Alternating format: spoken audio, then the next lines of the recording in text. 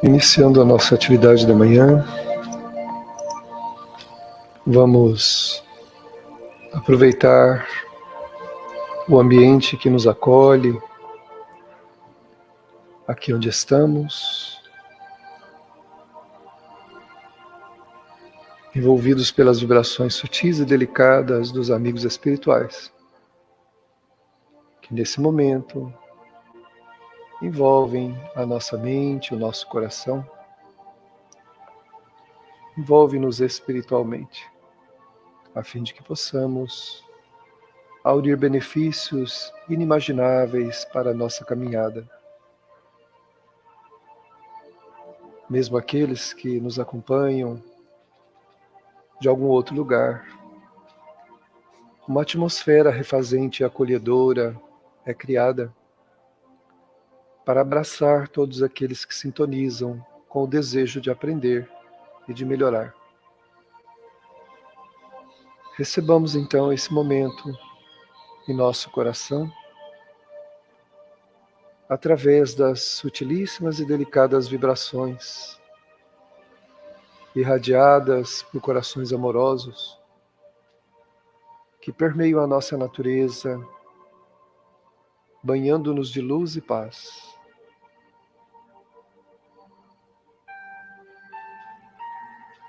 Retirando miasmas, resíduos do pensamento em desalinho que muitas vezes orbita em torno da nossa mente, trazendo-nos sufoco, angústia, perturbação. Auxiliando-nos nos bons propósitos a fim de vencermos as tendências negativas que nos convidam ao comportamento infeliz, acreditando estarmos livres para o mal. Muitas vezes nos abraçamos a ele, sem perceber a sua toxicidade, negatividade e ação destruidora. Que nesse instante sejamos renovados e fortalecidos para o caminho que precisamos trilhar neste mundo. Aqui abraçados pela natureza, as flores, a gramínea, os pássaros, o sol esplendoroso que já anuncia o novo dia, cheio de oportunidades abençoadas de crescimento e paz para todos nós. Sintonizemos com essa natureza da qual fazemos parte, criação divina que nos envolve, promovendo a evolução em todos nós, para a felicidade plena que um dia teremos.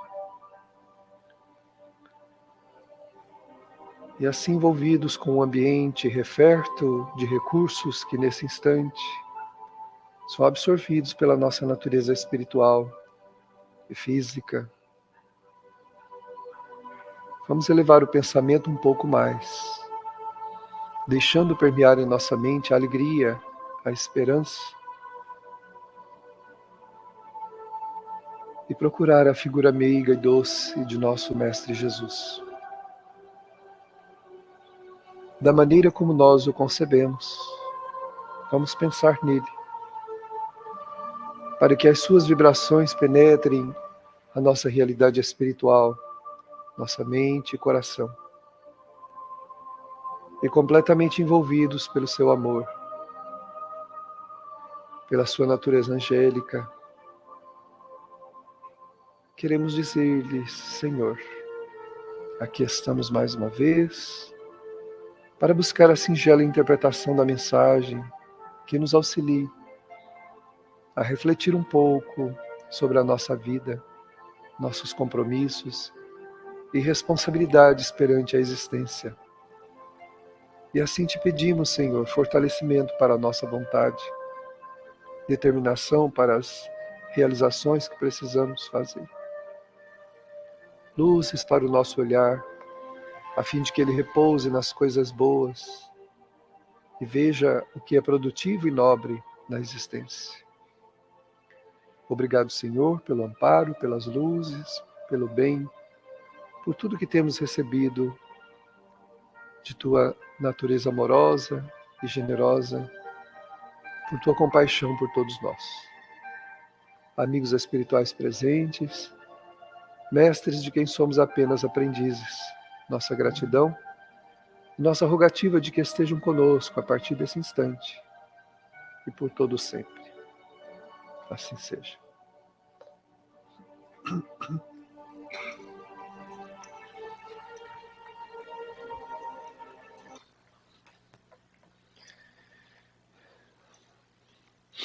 Bom dia aos amigos presentes. Bom dia àqueles que nos acompanham pelas redes sociais. É mais um momento de reflexão.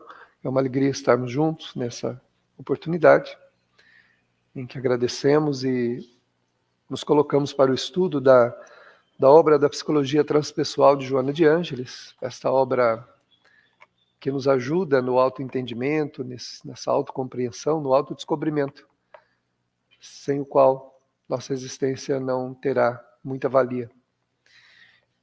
Então, trabalhando o Amor Imbatível Amor, esta obra que nós temos aqui uma edição especial, que é da Psicologia Transpessoal, onde Joana vai trabalhando aí as questões de onde nasce, né, esse sentimento que nós chamamos de amor, que na verdade ele é uma construção no tempo, né? E o amor, como nós imaginamos e pensamos, ele não existe como nós entendemos. Ele é uma construção conforme a evolução da criatura, que vai apreendendo as suas nuances, né? Vai absorvendo lentamente a sua grandeza. E quanto mais se entrega a ele, mais consciente está e vai desenvolvendo esse sentimento no coração que faz com que a nossa vida tenha sentido, né? A vida sem o amor não tem sentido. Ela é uma vida vazia, puramente objetiva, né? Só dentro do campo das percepções materiais e geralmente leva o espírito a um grande desgosto num futuro não muito longínquo, né? Então, nesse capítulo, ela está trabalhando aqui a massificação, onde ela está nos ajudando a entender, né, que massificar-se não é somente comportar-se como as pessoas se comportam, né? Mas é justamente perder a própria identidade. Então, quando o espírito deixa de avaliar os seus valores, deixa de procurar compreender-se, corrigir-se, educar-se, ele passa então a reproduzir coisas que ele vai encontrando pela frente, modelos, e vai deixando-se de lado, né? Vai comportando artificialmente, comportando-se como todo mundo se comporta, adquirindo valores que não são seus, sem trabalhar os seus, que quando eu faço alguma coisa que todo mundo está fazendo, não quer dizer que eu estou fazendo alguma coisa que seja bom para mim, né? Que seja produtivo, que me ajude a crescer, me ajude a melhorar.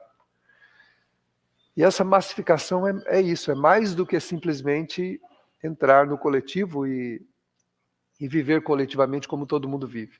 É abdicar, né, de si mesmo, suas próprias ideias, seus próprios pensamentos, seus próprios sentimentos, para fazer e viver aquilo que todo mundo faz e muitas vezes até nem concordando, né? Há situações em que a gente faz porque se vê pressionado por uma situação, ou por um grupo, por alguma coisa, que nem é exatamente aquilo que a gente gostaria de fazer, né? Mas para se sentir igual, faz. E isso não faz bem, né? Nós precisamos, como disse Paulo, né, de aprender a dizer sim e não. Sim, sim e não, não. Ou seja, aquilo que eu entendo que é bom, falo que sim. E o que eu não entendo que não é, falo não. Não importa o preço que eu tenho que pagar por isso, para continuar sendo quem eu sou. Continuar mantendo a minha dignidade, o meu autorrespeito, aquilo que vai fazer bem para mim. Então a Joana continua dizendo aqui, ela diz assim, então, né, que a massa humana, como ser grupal, né, destituída de alma e sensibilidade, em sua marcha voluptuosa avassala deixando escombros físicos e psicológicos por onde passa. Porque os seus membros perderam a capacidade de ser indivíduos, estouram a qualquer voz de comando, arrastados pelos que os sediciam, e assim agem para não ficarem esmagados. Os seus tornam-se os interesses coletivos, e tudo é programado, extinguindo no homem a espontaneidade, que lhe expressa a individualidade, o nível psicológico e de consciência no qual se encontra. Então, a pessoa ela sente a necessidade, né, de fazer aquilo que está todo mundo fazendo, e se ela não fizer, ela sofre com isso. E muitas vezes é irracional, né? Se a pessoa não pode ter aquilo que a maioria está tendo e ela sofre por isso, ou então é arrastado por ideias, né? Ideias que contaminam, intoxicam e paralisam a capacidade de raciocínio, né? Nesses grandes levantes, onde pessoas criam rebeliões coletivas, aquele monte de gente fazendo um monte de coisa ruim, quando passa essa situação, muita gente, quando cai em si, né, a pessoa fala assim, nossa, eu não sei como que eu fui parar no meio dessa coisa toda, né? A pessoa ela é envolvida por uma histeria coletiva, por uma vibração, uma energia, uma força que emana de todo mundo que está ali naquele meio, principalmente dos violentos, né, das pessoas inconformadas e dos espíritos que se associam a esses grupos. Que você se liga, né? Você pega o seu plug, vai lá na tomada e coloca lá, né? Não existe automatismo. Na verdade, a gente, para justificar uma vida muitas vezes vazia, sem sentido, gosta disso, né? Entra nessas coisas e se envolve coletivamente com esses desequilíbrios. Só que quando passa isso, né, o gosto que fica na boca não é bom. É aquele gosto amargo, né, aquela sensação horrível de que a gente não fez o que devia ter feito, né? Então, a gente precisa tomar muito cuidado com isso. O coletivo, ele é onde eu devo levar alguma coisa, nem sempre de onde eu devo trazer alguma coisa. Eu tenho que avaliar, eu tenho que perceber se aquilo que eu estou observando, aquelas pessoas, aqueles grupos, aquelas coisas, se elas têm alguma coisa a ver com aquilo que eu estou buscando para a construção de valores.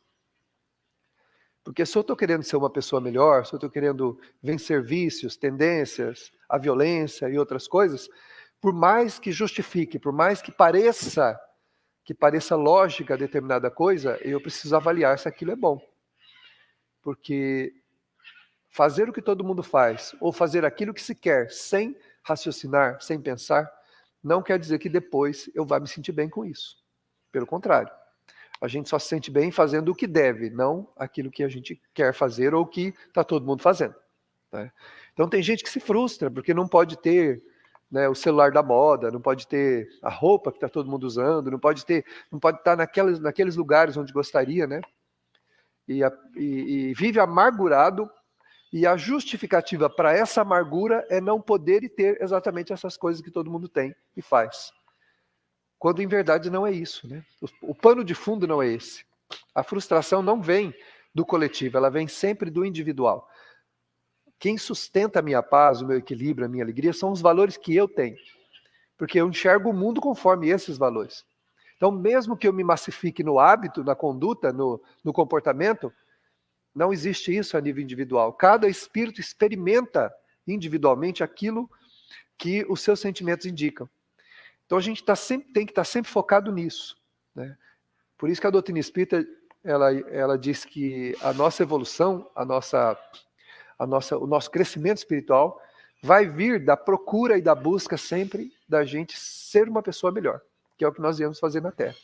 A gente veio à Terra para ser uma pessoa melhor, não para ser como todo mundo, não para desculpar-se com o grupo, com as tendências, com as coisas, para continuar sendo quem nós somos. Naturalmente, individualmente, a gente tem uma resistência em mudar, em se transformar numa pessoa melhor e diferente. Então a gente usa o coletivo para justificar isso.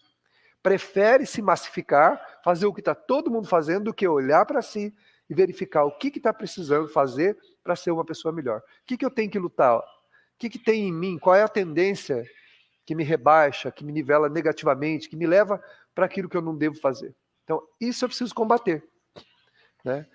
É o vigiar e orar de Jesus. Ele falou, vigia e ora para que você não caia em tentação. Ele não está falando da tentação coletiva, ele está falando da tentação íntima. O que me expõe? Porque se alguém oferece alguma coisa que eu não gosto, eu não quero, aquilo para mim é indiferente, né? Se você gosta muito de doce, naturalmente, se você passar por uma vitrine, né, cheia de doces, você vai ser rapidamente atraído para aqueles doces. Foram os doces que te atraíram? Não. O seu gosto pelo doce que te levou a olhar. Porque senão você olharia sem ver. Passaria os olhos e tudo bem. Então aquilo que nos atrai, na verdade, está dentro de nós, não é fora. Fora é apenas o estímulo. Mas se não é o meu hábito, não é a minha tendência, não é aquilo que eu gosto, mesmo que se mostre, para mim vai ser indiferente. Então a gente precisa aprender a olhar para si, identificar aquilo que nos expõe, aquilo que nos rebaixa, aquilo que é negativo. Trabalhar esses aspectos de mudança, porque é isso que vai me fazer bem. Não é absorvendo ideias coletivas, não é achando que aquilo que está todo mundo falando que vai resolver o problema. Nós tivemos muito isso na época da política e também de outras rebeliões, de outras revoluções, de outras coisas assim. O mundo viveu disso, né? De briga, de revoluções, de lutas e guerras e isso, aquilo, sem que nenhum dos dois lados tenha razão, porque não se resolve nada desse jeito.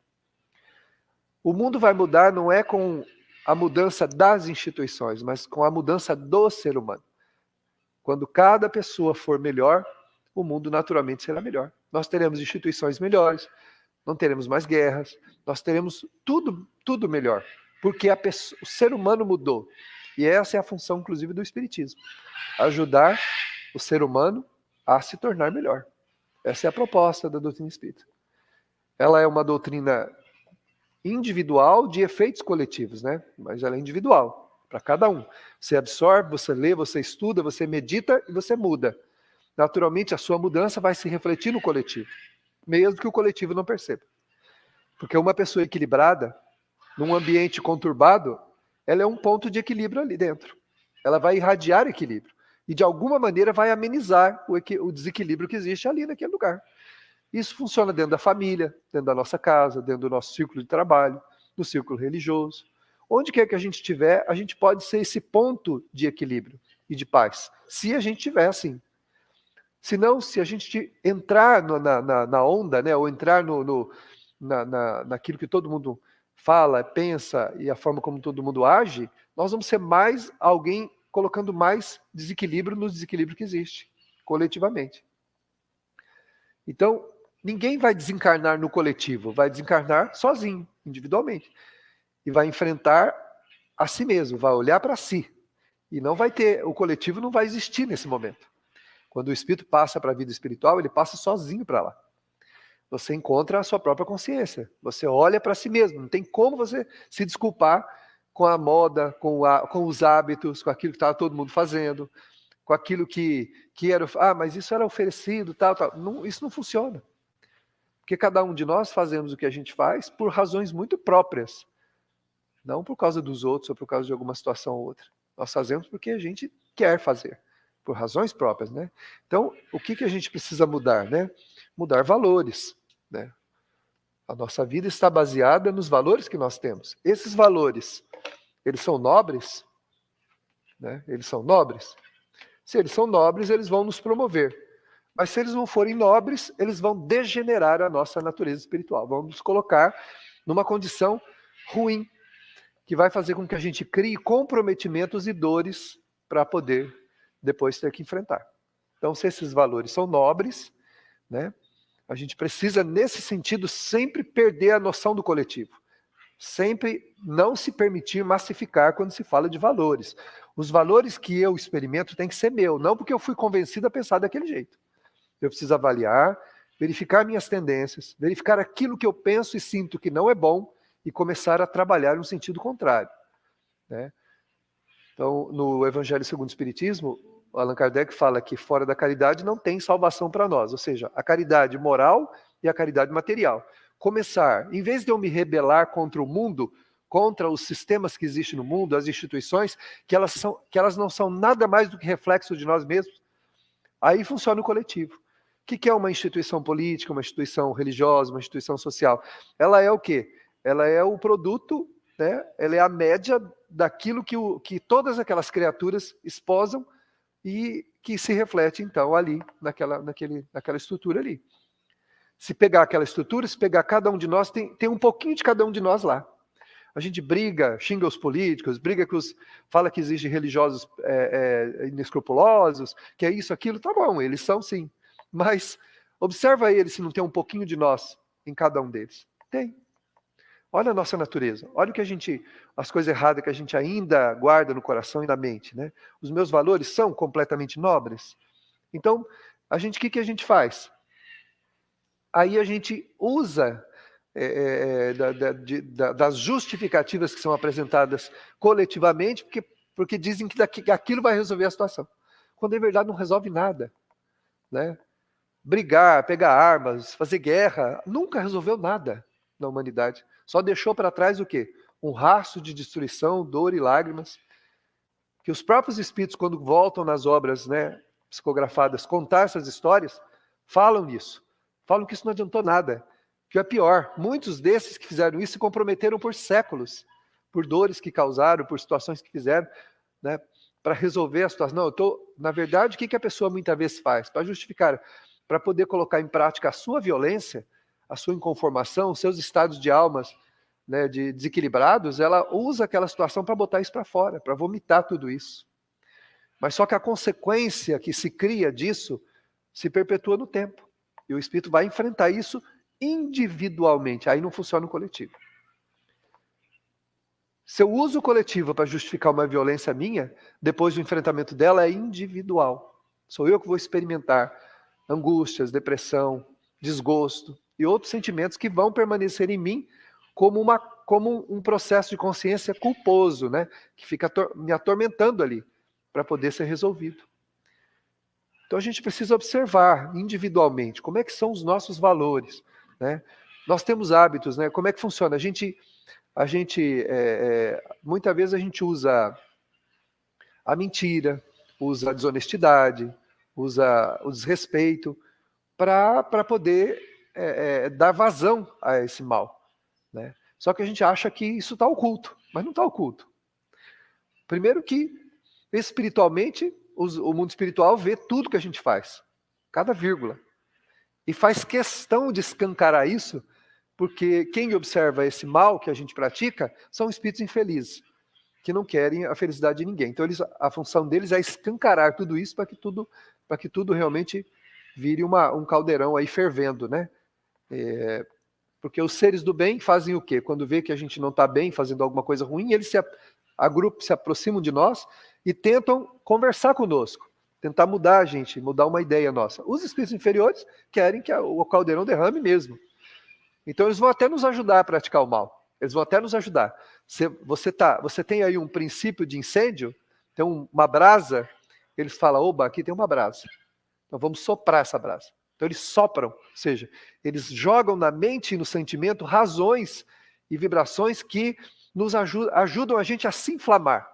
Agora, se não existisse a brasa, eu não tenho o que soprar. Você pode soprar o resto da vida essa parede aqui, ó. Ela não vai pegar fogo. Mas se tiver uma brasa ali, eles chegam, jogam umas casquinhas secas em volta, uns galinhos ali, e sopram a brasa. Como é que eles sopram a brasa?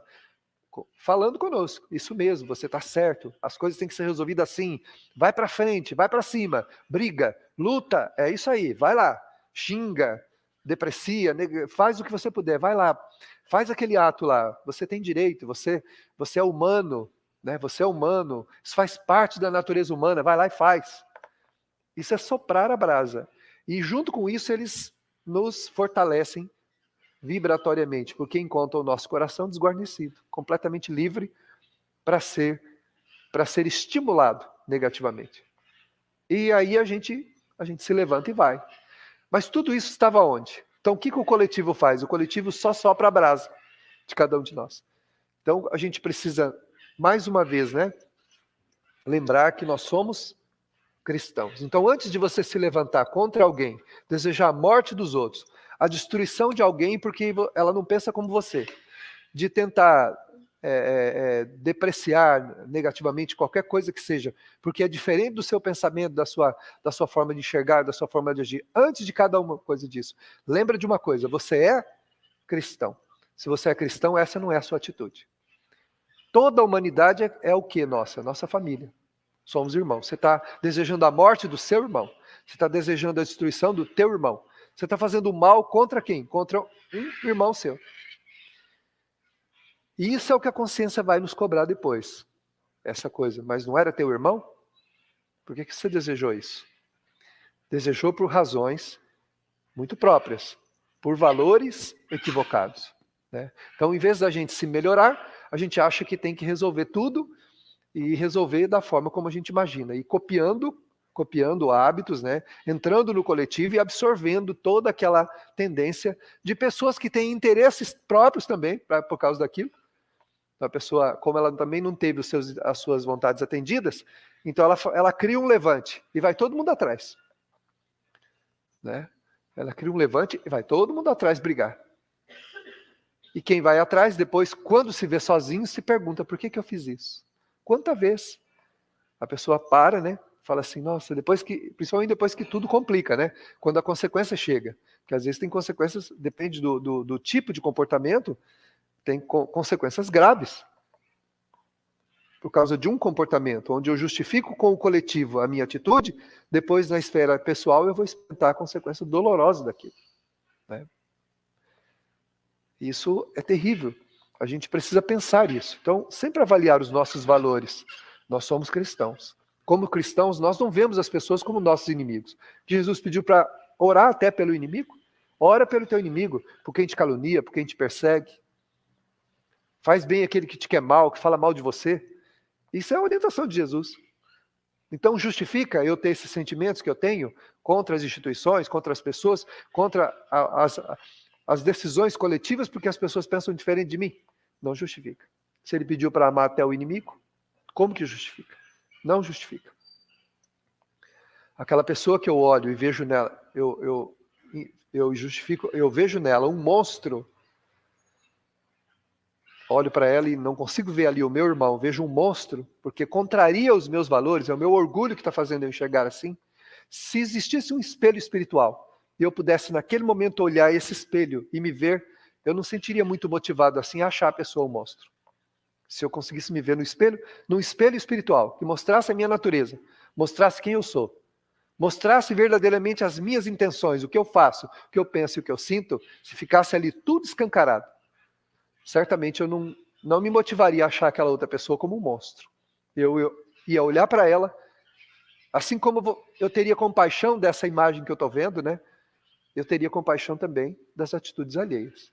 Isso não é dizer que as pessoas estão certas, mas é olhá-las como um cristão olha. Nós aprendemos isso com Jesus. Foi isso que ele ensinou. Ou então eu abdico da condição de cristão porque eu não sou cristão. Né? Está tudo certo, as coisas estão caminhando conforme elas tinham que caminhar. Ou será que a gente acha que o mundo está à deriva? Que o nosso país está à deriva? Não está à deriva. O mundo espiritual sabe o que está acontecendo. E se alguma coisa acontece como ela está acontecendo, é porque tinha que ser assim. E porque aquilo ali é o reflexo de cada um de nós. Olha a ironia. Aquilo que eu menos concordo tem uma parcela muito grande de mim lá. Esse é o perigo nosso. Enquanto eu não me modificar, né? Tudo que tem de errado e de ruim, e principalmente aquilo que eu enxergo e que me incomoda, tem uma grande parcela minha lá. Por isso que incomoda. Por isso é que incomoda tanto. Porque o homem bom, quando a gente adquire um olhar melhor, a gente olha com compaixão, não com desejo de destruir, não com desejo de diminuir, sei lá, de fazer o quê. Quando a gente olha com esse olhar, é porque nós estamos nos identificando com aquilo. O mal que ressalta, que é diferente do mal que eu enxergo, natural que a gente enxergue o mal, nós não temos inteligência, né? Porque a gente consegue diferenciar o que está certo e o que está errado. Mas por que destaca? Por que aquilo destaca? Por que aquilo se torna tão evidente? Por que aquilo mexe tanto comigo? Porque tem grande parcela de mim naquilo que eu estou enxergando. Ali tem coisas que eu ainda não modifiquei e não transformei no meu coração. Então eu enxergo por esse olhar. Porque o homem bom ele não sente culpa de ver o mal quando ele enxerga e olha para aquilo e pergunta, né? E se pergunta, o que eu posso fazer para ajudar? Toda vez que a gente vê o que a gente não concorda, que não faz bem, que é ruim, a gente tem que se perguntar, o que eu posso fazer para ajudar nessa situação? Se eu não puder fazer nada, pelo menos orar eu posso. Pedir para Deus, para a espiritualidade ajudar naquela situação. Né? Então, se alguém está conduzindo alguma coisa, eu não concordo com essa condução, que é a melhor coisa que eu faço? Orar para que aquela pessoa faça uma boa condução. Que ela conduza bem aquilo que ela está conduzindo. Porque o benefício é coletivo, o benefício é para todo mundo. E se eu olhar como cristão, são os meus irmãos, eu não posso ver as pessoas como meus inimigos. E se eu os vejo, Jesus falou, se você enxerga ele como inimigo, então ora por ele. Ora pelo teu inimigo, faz bem aquele que te persegue, que te calunia. Ah, isso é difícil. Pois é, ele não falou que seria fácil. Ele não disse que seria fácil. Seria difícil. E no comportamento moral, também entra o coletivo. Ninguém está no mundo desligado das demais. Eu tenho o direito de fazer da minha vida o que eu quiser fazer. Será que é bem assim? Eu tenho livre arbítrio, que é diferente de ter o direito de fazer o que se quer. Livre-arbítrio não é o direito de fazer o que se quer. As pessoas confundem livre-arbítrio com isso. Livre-arbítrio é o direito de decisão. Eu posso tomar decisões, eu tenho esse direito de tomar decisões, mas para fazer o que se deve, não para fazer o que se quer. Tanto não é para fazer o que se quer, que tem consequência. Se eu tivesse direito de fazer o que eu quisesse, e se livre-arbítrio significasse isso, então qualquer coisa que eu fizesse não teria consequência. Não teria consequência, né? Quantos espíritos reencarnam cegos, surdos, mudos, deformados, com uma série de patologias mentais, uma série de dificuldades físicas decorrentes do mau uso do livre-arbítrio em vidas passadas. E nós estamos aqui também com alguma coisa que nós estamos vivendo que tem relação com o uso do livre-arbítrio em vida passada, que não foi bom. Ué, mas se é livre-arbítrio, por que eu estou sendo punido? Ou por que eu estou enfrentando consequência de alguma coisa que eu tinha o direito de fazer daquele jeito? Pois é. O direito de tomar decisões, de decidir a própria vida, não quer dizer o direito de fazer o que se quer, mas de fazer o que se deve. Se eu quiser estacionar num lugar proibido, eu posso? Posso. O meu livre-arbítrio diz que eu posso. Eu posso chegar lá e parar num lugar que não pode. Qual a consequência? O bolso vai sentir qual a consequência, e você pode ter o seu veículo guinchado, inclusive. Vai lá um negócio, cata o seu carro, leva lá e bota no negócio, vai pagar um absurdo de multa. Mas eu não posso decidir o que eu quero fazer? Pode, mas o livre-arbítrio é para fazer o que se deve, não o que se quer. Então, toda vez que eu faço o que eu quero, eu tenho que lembrar que tem consequências. Se eu fiz uma coisa boa, a consequência é boa. Mas se eu fiz uma coisa ruim, a consequência é ruim. Tem uma frase do Evangelho que fala: a sementeira é livre, mas a colheita obrigatória. Mas colher aquilo que eu plantei. Vou colher outra coisa, vou colher o que eu plantei. Então, antes de tomar determinada atitude no coletivo ou na esfera individual, eu tenho que pensar se eu estou fazendo o que eu devo, se eu estou usando sentimentos nobres, né? Se eu estou sendo cristão. Porque o que eu faço impacta a vida de outras pessoas. Se eu tomo uma atitude que me separa da minha família, por exemplo, me desliga da minha família, eu vou causar o quê? Sofrimento para várias pessoas, por causa do meu direito de fazer aquilo que eu quero. Mas se era o meu direito de fazer aquilo que eu quero, não poderia ter assim. Então eu teria que fazer e tudo continuar do jeito que era, mas não continua. Muitas vezes a gente coloca uma venda nos olhos, faz o que quer e depois quando tira a venda acorda no meio de uma tempestade. Tudo caindo, tudo ruindo, tudo destruindo. Mas eu estava oculto, ninguém sabia. Tal. Pois é, esse era o teu pensamento, né? Como os ensinam os espíritos, o mal não é um controle, o mal é um descontrole. Então não se pode controlar a consequência. Né? Então a gente tem que pensar nesse sentido, né? Que a gente não é todo mundo. Quando falando de massa, né, isso as mães às vezes repetem para os filhos, não é? Quantas vezes eu já ouvi isso da minha mãe? Mas está todo mundo fazendo, mãe. Você não é todo mundo. Quantas vezes você falou isso para o teu filho? Você não é todo mundo. Você vai fazer o que nós estamos te mandando fazer, o que nós estamos te indicando. Porque você não é todo mundo. Então, ou seja, a lei divina também olha a gente desse jeito. Você não é todo mundo. Então nós temos consequência na esfera pessoal. Não é castigo, é simplesmente colheita. Eu uso sempre um exemplo que é fantástico para isso. Eu prejudico uma pessoa, faço tudo de ruim, né? Prejudico. A pessoa mais próxima da minha vida, da agora até o futuro, até eu resolver isso, vai ser aquela pessoa. Se você odiar, detestar, se você sentir tudo quanto é qualquer coisa de ruim por alguém, odiar mesmo terrivelmente, essa pessoa vai ser a pessoa mais próxima da tua próxima encarnação. Por isso não odeie ninguém. E Jesus deu até um conselho para isso. Reconcilia-te com teu inimigo enquanto você está a caminho com ele. Ou seja, desliga, tira o coração dessa sintonia negativa, porque você está caminhando com ele. Se você não resolver isso, vai se ligar a ele. Enquanto não resolver isso, não vai sair da vida dele. Então a pessoa que você mais detesta, que você quer ver em outro planeta, vai ser a pessoa mais próxima da tua vida. Então, odiar não é um bom negócio. Por isso que ele falou que perdoar é melhor. Mas, Senhor, já perdoei 7 vezes, Pedro falou. Ele falou assim, Pedro, mas não é 7 vezes. Para o teu bem, é 70 vezes 7 vezes. Ou seja, sempre. Para que você se livre, especialmente daquele que você enxerga como teu inimigo. Ou com alguém que você percebe que não é uma boa convivência. Se você perdoa, você se desliga. Se você odeia, você se liga. Olha a ironia. O amor liga. Não, o amor desliga. O amor não liga. O amor deixa livre. O amor permite a presença, a convivência e a troca daquilo que as criaturas têm de melhor. Quem liga é o ódio. O ódio, a mágoa, o mal, o ressentimento. Se eu faço uma coisa ruim para alguém, fatalmente eu estou ligado a essa pessoa. Então, nós podemos até copiar modelos coletivos de comportamento e ir na onda das pessoas para fazer isso ou fazer aquilo. Só que a responsabilidade depois é individual. O espírito vai ter que se situar na existência consigo mesmo, olhando para aquilo que ele criou. E não tem mais mais tal pessoa mas cadê essa tal pessoa? Não acha. Por quê? Porque a gente não faz o que faz por causa dos outros, faz por razões muito próprias, por paixões negativas que a gente ainda tem, que a gente precisa corrigir e não corrige. A gente tem que corrigir isso, a gente precisa olhar para nós, o que me expõe, o que é negativo. E mesmo com todos os alertas, com as leituras, com os espíritos falando, com tudo aquilo que a gente recebe, muitas vezes a gente ainda continua naquele caminho, acreditando que alguma mágica vai acontecer, que alguma coisa diferente vai acontecer e a gente não vai se encontrar com a consequência daquilo.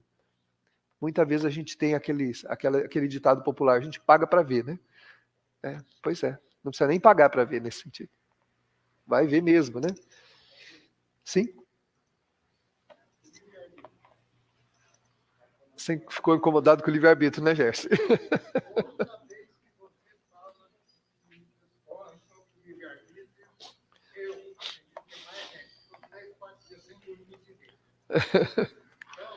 ele não está inventando nada, ele só lembrando, né? Alguém já disse. O livre-arbítrio deveria ser igual a senha do cartão do banco. Isso. Duas vezes bloqueia. Isso é verdade. O Gerson está falando aqui que o livre-arbítrio devia ser igual ao uso de cartão, né? Você errou 3 vezes a senha, cancela o cartão. Cancela coisa, não vai mais usar esse cartão. Pois é, mas seria mais fácil, né? Mas a lei divina, ela não faz isso, né? Ou seja, o problema é que o uso indevido do livre-arbítrio vai amontoar, né? No tempo, consequências que a gente vai se encontrar com elas. E a gente vai aprender a duras penas, né? Porque quando a gente enfrenta a consequência de uma coisa, é semelhante a você fizer uma dívida. Se você for uma pessoa consciente, claro, porque tem gente que não tem consciência alguma, são espíritos que estão com a consciência anestesiada, mas se você tiver um pouquinho de consciência, você fizer uma dívida, você sofrer para pagar ela, a segunda vez para fazer essa dívida, você vai pensar 40 mil vezes. Eu falei, será que eu faço mesmo? Será que dá para comprar isso mesmo? Não, mas é R$10 por mês, e faz a conta de novo, e faz outra vez. Mas por quê? Que já sofreu a consequência de passar até fome, de terrível, de não poder comprar um palito de fósforo por causa de uma dívida que fez e está sofrendo para poder resgatar ela. Aí o espírito entende, ele fala assim, opa, né? Aí é R$10 por mês, mas ele fala, gente, mas não, será que dá mesmo? Será que eu consigo mesmo? Então, né? Então, a consequência do uso indevido do livre-arbítrio leva muitas vezes o espírito a fazer isso, a tomar consciência, né, daquilo que ele fez, e para contrair, e ele se vigia mais, né? Não precisaria ser assim. Há 2 caminhos para a gente mudar, né? Para crescer. A gente pode optar pelo amor ou pode optar pela dor. A dor é consequência do mau uso do livre-arbítrio, né? O amor é quando a gente decide fazer certo, promover o bem, realizar o bem em toda parte para todos aqueles que a gente puder. O ser animal necessita do grupo, conduzido pelo instinto gregário. que o protege dos inimigos naturais e dá-lhe vida, estímulos, facultando-lhe intercâmbios. O homem, porém, não prescinde da própria intimidade, dos espaços que ocupa, que eles são fundamentais. Experimentar mergulhos no self, fruir momentos de solidão, sem buscar isolar-se, são-lhe atitudes saudáveis, renovadoras, que lhe concedem beleza interior para contrabalancear os choques desgastantes da luta pela vida. O animal irracional, ele se agrupa em bandos para se proteger, até para dar uma proteção ali. Mas o homem ele pode buscar a solidão salutar, que não é aquela de você se isolar para não conviver com o mundo, mas é aquela de você estar no meio do mundo, mas não ser do mundo. O que Paulo falou sobre isso, né? Tudo me alisto, mas nem tudo me convém. Tá no mundo sem ser do mundo, né? Você está no meio de todo mundo, mas você tem os seus valores. E por esses valores você não vai se nivelar ao que todo mundo faz. Você vai agir como se deve agir. Ah, tá todo mundo fazendo tal coisa, mas eu não sou todo mundo. A minha maneira de agir é essa. Pega aqui um subornozinho, todo mundo pega. Aí você solta esse documento mais rápido aí para mim. Pega aqui um dinheirinho, então. Não, eu não faço isso. Ah, mas todo mundo faz. Mas eu não sou todo mundo. Entendeu? Então, você vai, né? Ah, vamos ali, né? Vamos ali. A pessoa fala, vou numa outra cidade para ter uma relação com alguém fora do seu círculo afetivo. Ah, mas o que tem? Todo mundo faz isso, ninguém vai saber. A última pessoa que não podia saber, sabe, que é a gente mesmo. Quem não podia estar onde a gente está fazendo o que não deve, não está lá, que somos nós. Não tem como você fugir de si mesmo para fazer uma coisa que você não deve. Então você vai estar onde estiver fazendo. E por isso, o registro da consciência é feito instantaneamente. Então o espírito capta, não tem como. Né? A gente não está sozinho em lugar nenhum, nem espiritualmente, e nem tem como fugir de si. E a gente está irradiando isso. Todo mundo está sabendo. Esse é o grande engano. A gente faz uma coisa escondido, longe, né? Achando que ninguém está sabendo. E está sabendo. Porque como espíritos, nós irradiamos o que nós fazemos. E fica na nossa aura, para todo mundo ver. As pessoas não conseguem registrar com os olhos, mas registram como espírito. Toda vez que se encontrar com uma pessoa, você tem todo o histórico dela. Do que ela faz da vida dela, como ela pensa, como ela sente, como ela se comporta. Todo mundo tem essa informação. Não é consciente para a maioria das pessoas, a não ser para os videntes, né? Para os médios videntes que têm essa capacidade de enxergar, né? essa realidade. Mas você sabe do mesmo jeito, porque como espírito, né? A pessoa vai irradiando onde ela está isso. E aí vai fazendo o quê? Vai conturbando a relação familiar, vai conturbando a relação no trabalho, vai conturbando onde a pessoa está, ela está criando problemas. Porque ela está irradiando o que faz, o que sente, como se comporta. Então a gente precisa ter essa consciência. Nós somos espíritos, a gente não é um corpo. E como espíritos, somos desnudos uns para os outros. Não há como esconder. Né? A gente não tem muitas vezes aquela impressão, quando você chega perto de uma pessoa, você fala, ixi, essa pessoa não é confiável. Não, eu estou sentindo que alguma coisa não é bom aqui. Né? Essa informação é de alma para alma. É uma informação que vem daquele espírito, dos valores daquela pessoa.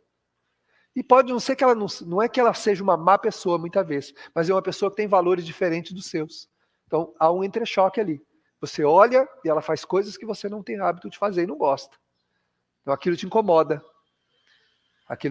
Ela não vai nem te prejudicar, mas são os hábitos dela, os sentimentos dela, os valores dela que te incomodam naquele contato.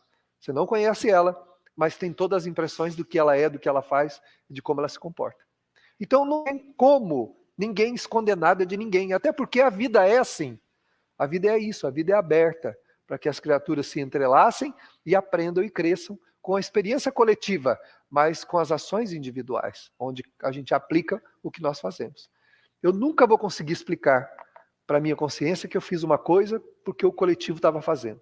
Que estava todo mundo fazendo, que isso é hábito, isso é moda, isso é gosto de todo. Não, eu não tenho como explicar isso. Eu vou ter que conversar. Isso vai ter que ser um processo depois do espírito conversar consigo mesmo e ver aquilo que não foi bom. Porque a gente, na verdade, se comporta por causa dos nossos valores. E esses valores, eles só conseguem mudar se a gente tiver um foco voltado para a nossa modificação. eu quero ser uma pessoa melhor. Essa devia ser o projeto e o desejo de cada um de nós. E mover céus e terra para isso. Não fazer o contrário. Mover céus e terras para fazer o que todo mundo faz. Ou para fazer aquilo que os nossos instintos e as paixões inferiores indicam. No Evangelho segundo o Espiritismo diz que existe isso aqui, ó, né? Existe arrastamentos lá. Mas ele fala que esses arrastamentos não são irresistíveis. Nós temos arrastamentos, que são tendências de hábitos que nós trazemos de outras vidas. Aqueles gostos, aquelas vontades de coisas que a gente quer fazer e às vezes passa a vida inteira desejando, mas não faz. E às vezes faz, é a minha natureza, esses são os meus gostos, esse é o meu jeito. Não, são arrastamentos que estão ligados às más paixões, mas não é irresistível. Não é irresistível. Então, quando aparece a oportunidade, muitas vezes a pessoa fica cega. Ela simplesmente deixa que o seu instinto tome conta e vai e só acorda depois que a consequência apareceu. Né? Tem um filme, já faz tempo que eu vi essa cena num filme. Um cara, ele tem uma tendência violenta e ele tem um amigo que resolvia tudo assim, na violência, né? Tudo que ele fazia resolvia na violência. E esse amigo falou para ele assim, eu quero matar uma pessoa. Ele falou assim, não, isso eu não vou fazer. Não, você vai me ajudar sim, você vai me ajudar e tal. Ele falou, não fica me tentando não, tal. E ele estava lá na casa dele, quando o cara passou lá na esquina e deu 2 buzinadas. Nessas 2 buzinadas, ele estava cortando alguma coisa na casa dele, ele deixou aquilo que ele estava fazendo e saiu como que hipnotizado. E foi na direção do amigo e foram e cometeram um crime. Depois é descoberto, ele passa, acho que 28 anos na cadeia, um tempo longo, ele ficou preso muito tempo, acho que uns 20 e poucos anos. E quando ele sai, conversando com... Ele está na beira de um rio, embaixo de uma árvore grande assim, sentado num tronco, e ele está conversando com um amigo, que era amigo dele também, que não era desse grupo dele aí das coisas que ele gosta, da violência que ele gostava de praticar. Ele já mais envelhecido, ele foi por uns 20 e poucos anos para a cadeia, tinha quase 60 quando ele saiu. Estava lá sentado nesse tronco, o amigo dele chegou, sentou do lado, falou, e aí? Ele falou assim, se eu pudesse retroceder 28 anos da minha vida, eu teria procurado ajuda para esse estado para esse estado de alma que eu tinha, sabe? Esse desejo da violência, dessa coisa ruim que eu me deixava sempre dominar. Aí o amigo pergunta, mas você passou 28 anos na cadeia, mas você é o mesmo. Você não tem ainda esses ímpetos de violência? Ele disse assim, na cadeia eu fiz o que eu devia ter feito lá fora. Eu procurei uma religião, eu trabalhei, eu estudei, eu me instruí, eu procurei aprender cultura, aprender arte, aprender um monte de coisa que foi suavizando essa natureza violenta e propensa à violência que eu tinha. Devia ter feito isso lá fora, 28 anos atrás. Mas simplesmente me deixava envolver. Então, ou seja, 3 buzinadas, os olhos cobriam e a pessoa saía. Ou seja, aparece a oportunidade, a pessoa sai como sem rumo. Né? Tem gente que está num ambiente como esse, a pessoa tem um insight obsessivo para fazer alguma coisa que não é boa, a pessoa se levanta e sai como que hipnotizado. Vai embora e faz. Então, essa é uma realidade muito danosa. Porque no tempo a gente vai sentir a consequência dela. Quando percebe esse impulso, seja para qualquer coisa que seja, que não é bom, né, sentiu esse impulso, em vez de fazer, né, para pensar depois, pensar antes. Jesus falou, vigia e ora. Ou seja, presta atenção naquilo que, a gente precisa prestar atenção naquilo que negativamente nos expõe. E orar para pedir forças para não fazer. Né? Porque, como ele mesmo disse, né, se ele voltasse no tempo, ele poderia ter feito livre o que ele teve que fazer preso. Né? A busca de realização é sempre pessoal e a meta é igualmente particular, correspondente ao estágio de evolução de cada qual. Não obstante, haja similitudes entre as aspirações das criaturas diferentes, os valores anelados possuem características e significados muito especiais, nunca se misturando, nunca generalizando, na generalidade comum. Então, qualquer realização, ela é sempre pessoal. Né? Como ela coloca aqui, não há Toda a busca por valores, né, por valores melhores, é sempre uma busca que tem um significado especial, que nunca se mistura. Então, no capítulo que fala sobre o dever do Evangelho segundo o Espiritismo, fala que o cumprimento do dever não tem testemunhos, porque a pessoa cumpre o dever intimamente. Ela faz o que deve, o que é correto, e só ela testemunha isso.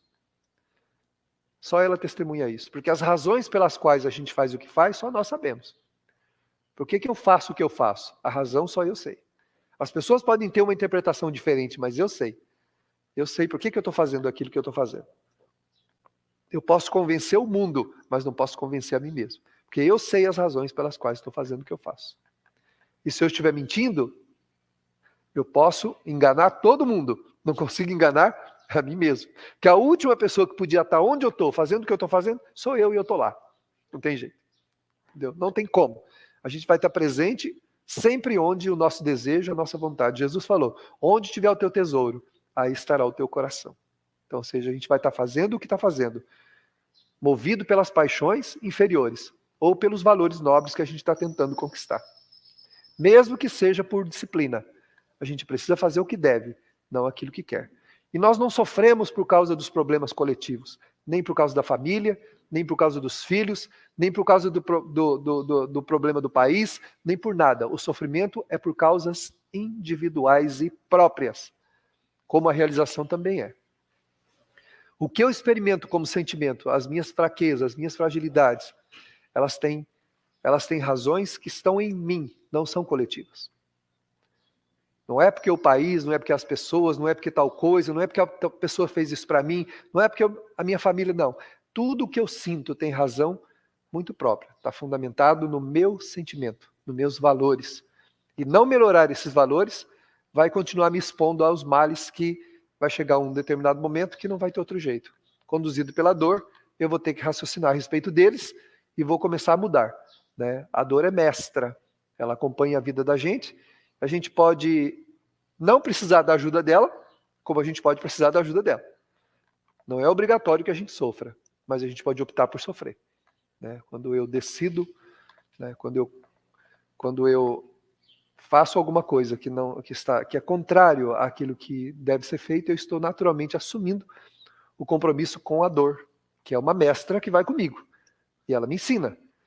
Joana de Ângeles tem uma obra dela que ela diz assim, quando a pessoa continua, popularmente falando aí, né, que as pessoas falam, batendo cabeça por aí, e não melhora, não acorda, ela diz assim, é porque a dor não cumpriu o papel dela direito ainda. Porque a hora que ela cumprir esse papel, a gente muda. A gente muda porque a gente cai num nível de consciência depois de ter perdido tudo, ter perdido as coisas mais nobres, a gente é obrigado a olhar e refletir e meditar para iniciar um novo caminho. Né?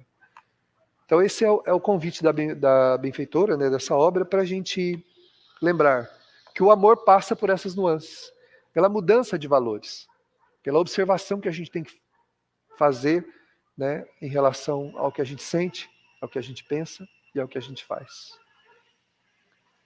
O coração precisa sempre sintonizar com o bem que se faz e com o bem a fazer. Sempre que eu me preocupo com as pessoas, naturalmente, vencerei os meus instintos e farei o que é o melhor. Quando eu as ignoro, farei o que eu quero, mas serei obrigado a conviver com a dor de cada um. E muitas vezes com a culpa de não ter resistido ao mal, justificando com valores que estão fora de mim. Que a bondade do Mestre Jesus nos conduza a refletir sempre no seu convite. Um convite inextinguível para nós. Vinde a mim.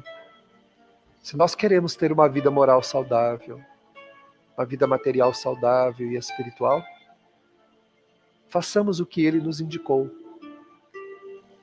na contramão, muitas vezes, daquilo que nós queremos fazer. Que as suas bênçãos, o seu amor, nos envolva nesse instante para sempre. Assim seja.